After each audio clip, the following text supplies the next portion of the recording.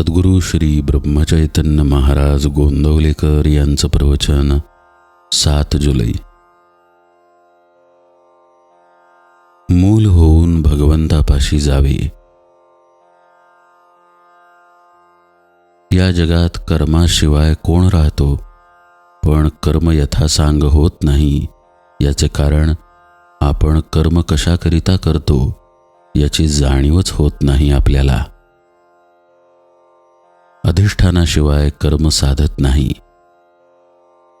मालक पाठीशी असला की कर्म करणाऱ्याला जोर येतो. काही चांगली कर्ममार्गी माणसे भक्तिमार्गी लोकांना नावे ठेवतात. भक्तिभावाने जो राहतो तो दुसऱ्याला नावे ठेवित नाही. मी कोण हे जाणायला ज्ञान आणि भक्ती लागतेच. तसेच ब्रह्म सत्यम जगन्मिथ्या म्हटले तरी त्याचा अनुभव येण्यासाठी कर्म करावेच लागते.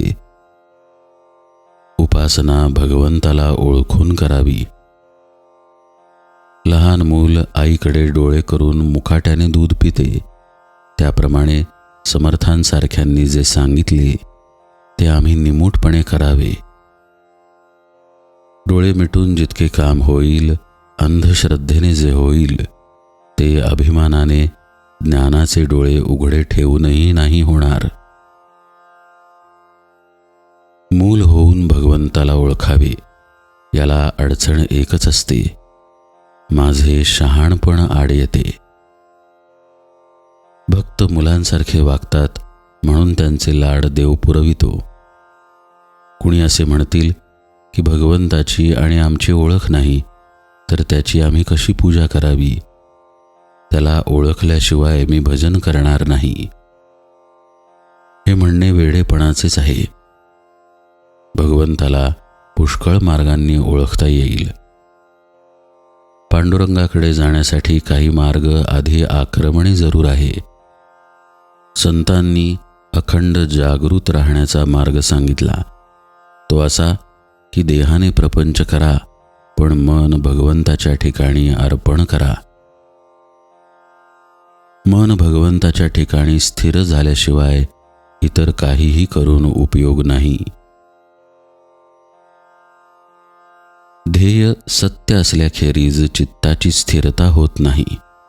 पण सत्य अशा ध्येयावर अगोदर पूर्ण श्रद्धा पाहिजे. प्रपंचात जशी प्रेमाची गरज आहे तशी परमार्थात श्रद्धा पाहिजे. देव माझा आहे असे म्हणण्याऐवजी मी देवाचा आहे असे म्हणावे, म्हणजे श्रद्धा उत्पन्न होते. समुद्राचा तरंग असतो, तरंगाचा समुद्र असतो असे नव्हे. साधनात निश्चितपणा असेल तर त्यात समाधान आहे. म्हणून साधन श्रद्धेने करीत जावे. जशी श्रद्धा तशी फळे. आपण भगवंताच्या स्मरणात निर्धास्त असावे. प्रपंचात कधीच धीर सोडू नये. ज्याप्रमाणे मुंग्यांची राणी जागेवरून हलवली की तिच्या मागे असणाऱ्या हजारो मुंग्या तिच्याबरोबर नाहीशा होतात, त्याप्रमाणे एक देहबुद्धी काढून टाकली की आपल्या मनात उठणारे हजारो संकल्प नाहीसे होतात. या देहबुद्धीच्या पलीकडे गेल्यावर जे ज्ञान होते त्यालाच आत्मज्ञान म्हणतात. असे आत्मज्ञान झाल्यावर जे पूर्ण समाधान मिळते तेच खरे भगवंताचे दर्शन होय. भक्ती मार्ग हा प्रेमाचा मार्ग आहे. प्रपंचाकडचे प्रेम भगवंताकडे वळवले की भक्ती येते. जानकी जीवन स्मरण जय जय राम.